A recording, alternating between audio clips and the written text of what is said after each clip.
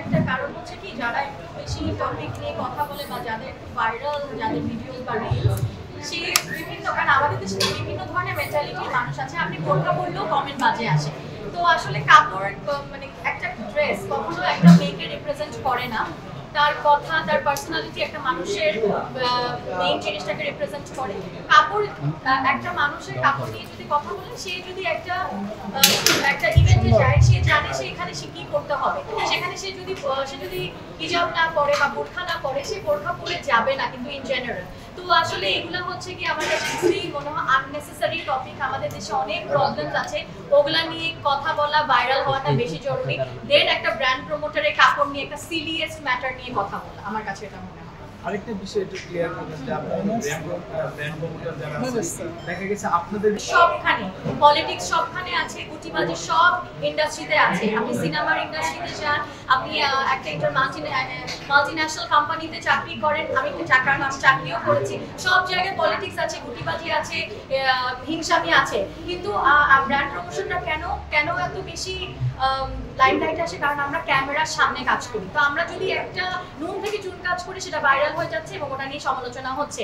এই যে আপনারা যে বলেন মাঝে মাঝে ইফতারের পরে নামাজ না করে লাইভে কেন আসছো, কেন ইফতারের টাইমে ইফতারের পরেও কিন্তু অনেকে চাকরি করছে, ব্যবসা করছে, তাহলে ওনাদেরকে কেন কেউ কিছু বলছে না? জাস্ট বিকজ আমরা ক্যামেরার সামনে কাজ করতেছি এই কারণে সবাই আমাদেরকে ধরতেছে। তো এটা আমাদের একটা প্রফেশন, একটা প্রফেশনকে প্রফেশনের মতনই দেখানো উচিত।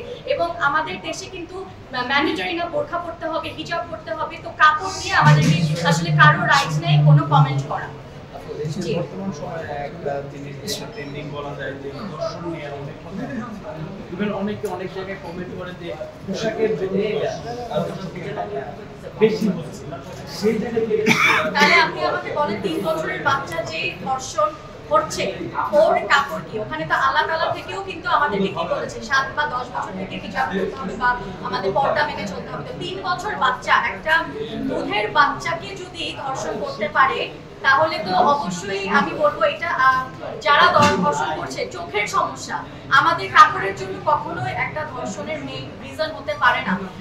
মানুষের চোখকে ঠিক রাখতে হবে, মানে ছেলে মানুষের চোখকে ঠিক রাখতে হবে। এবং আপনারা যে কোয়েশ্চেনটা করছেন, কারণ আমাদের দেশে সবকিছু ট্রেন্ডিং এ চলে, এখন এটা ট্রেন্ডিং, সো কিছু না হইলো এটা নিয়ে কথা বলতে। আগেও হতো, অনেক কিছু হতো, কারণ আগে ধামা চাপা পড়ে যেত, এখন সবকিছু ওপেন, সবাই সবকিছু জানে দেখে। তো এখন আমাকে বলেন আপনারা যে 8 মাসের শিশু ধর্ষণ হচ্ছে, 90 বছরের একটা বৃদ্ধাও কিন্তু হচ্ছে কি ধর্ষিত হচ্ছে, তাহলে তারা কেন হচ্ছে? তাদের শরীরে কি আছে?